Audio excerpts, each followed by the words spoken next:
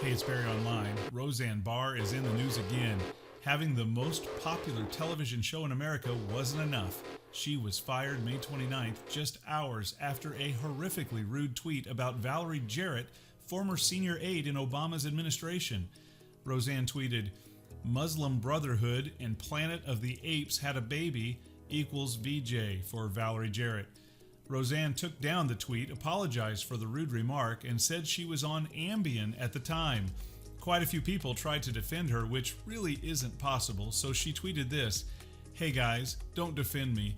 It's sweet of you to try, but losing my show is zero compared to being labeled a racist over one tweet that I regret even more." But that's too little too late, Roseanne. She was fired from her show by ABC, and her talent agency immediately let her go. Many conservatives are shouting, "What about? What about Keith Olbermann, Joy Behar, Whoopi Goldberg, Jimmy Kimmel, and many others who worked for ABC? They've all said incredibly negative things about people, about Christians, dropping the F-bombs, and basically crushing President Trump, calling him an orangutan, and showing several photos comparing Trump to a monkey, as Roseanne did in her tweet. And although Jarrett is incredibly light-skinned, she is black. Roseanne said she didn't know that, which is kind of hard to believe. Had Roseanne not had a history of being so controversial and pretty abrasive on Twitter, maybe we could have given her the benefit of the doubt. So my question to you is, who's to blame here? Most would jump in and scream, "It's Roseanne," and that would be true. Whether it was the Ambien talking or not, she blew it. It was irresponsible at best, definitely beyond inappropriate. But so is Stephen Colbert, Jimmy Kimmel, Kathy Griffin, and numerous others. The unforgivable infraction in this tweet was Roseanne connecting the black race to a monkey. Some would say that ABC is to blame, and they would be right too. They knew what they were getting into with Roseanne. She had likely the most controversial show on TV in her first run of the hit show Roseanne, promoting abortion, homosexuality, and liberal politics galore. And she pretty much kept the same political stance, but she approved of Trump. That's basically all she changed. Her conspiracy theories aside, she's still a liberal who happens to like Trump. But for some reason, conservatives jumped all in with Roseanne and her show just because she approved of Trump. That's kind of crazy for a conservative. Here's the problem. No matter who is to blame, there are numerous people out of jobs because of this stupid tweet. ABC is protecting its bottom line, I get that. The income from the #1 show on television is not near as valuable as the potential of a bad reputation and boycotts from advertisers. It's a financial decision, bottom line. It's also pretty odd that Bob Iger of ABC and chairman and CEO of the Walt Disney Company gave Jarrett a personal phone call. Once that got out, of course Trump had to chime in. He tweeted, "Bob Iger of ABC called Valerie Jarrett to let her know that, quote, ABC does not tolerate comments like those, end quote, made by Roseanne Barr. Gee, he never called President Donald J. Trump to apologize for the horrible statements made and said about me on ABC. Maybe I just didn't get the call." You gotta love Trump.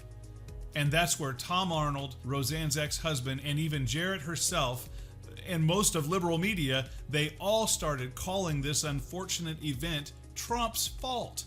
Seriously? Roseanne has been tweeting weird and condescending stuff for years. That's nothing new. ABC knew all about that and hired her anyway. They should have known better. But now Trump is the racist bigot who caused Roseanne to take the Ambien and go after Jarrett? Nah, that's too far, folks. Trump had nothing to do with this. Trump did, however, miss a perfect opportunity to call out the racist comment and encourage us that we've all got to start treating each other with some sort of civility. Then again, Trump is pretty direct, to say the least, with his confrontations on Twitter. Well, Roseanne had one more notable tweet. She said, "I'm not a racist. I never was and I never will be. One stupid joke in a lifetime of fighting for civil rights for all minorities against network studios at the expense of my nervous system, family, wealth will never be taken from me. I have a small place in my heart that believes her. If she's been fighting for civil rights and minorities all these years, I'd say this incident was just incredibly stupid, but not racism. That is, if she's been an authentic advocate for civil rights. What do you think? Whose fault is it? There are tons of jobs lost because of this. People were depending on this show to put food on the table. They are out of work because of this tweet. So who's to blame? Roseanne? ABC? Trump? Someone else? Comment below. And if you say a combination of these, please specify why each is to blame. It might be interesting to have a civil forum about this. You know why?